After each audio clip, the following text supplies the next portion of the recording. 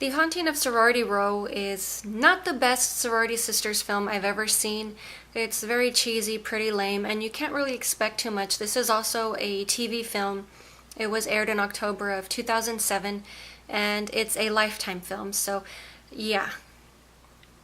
Obviously, it's very toned down because they don't want to offend all of the overweight, bonbon-eating housewives who should actually be doing something with their lives rather than sitting around all day parked in front of the TV debating whether or not Maury really is telling the truth and the guy is not the father. It's a very a generalized film. It does open with one death. A ghost corners a woman in her garage, locks her in, and she pretty much just suffocates on the exhaust. So it is a revenge type story.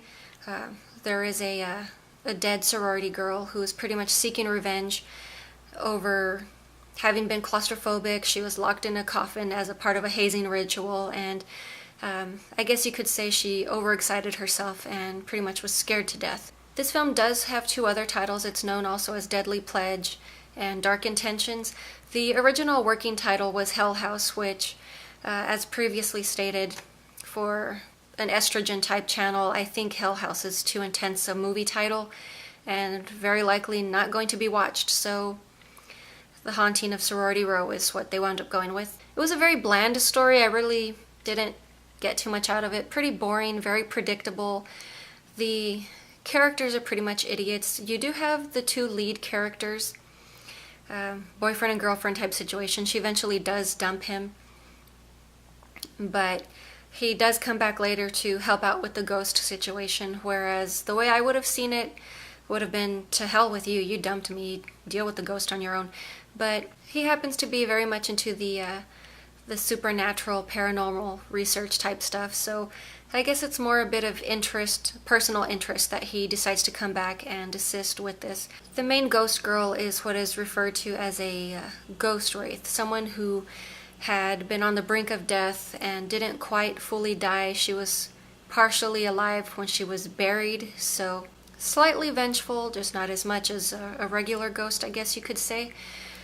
But little by little, she does start taking out the sorority members. Nobody really misses them, and who really cares? In the ending sequence, she is pretty much talked into letting the last girl go because they found her engagement ring, and supposedly it reminds her of her more human side. So the ghost dissipates, and that's pretty much the end of that. Like I've said, there's decent acting.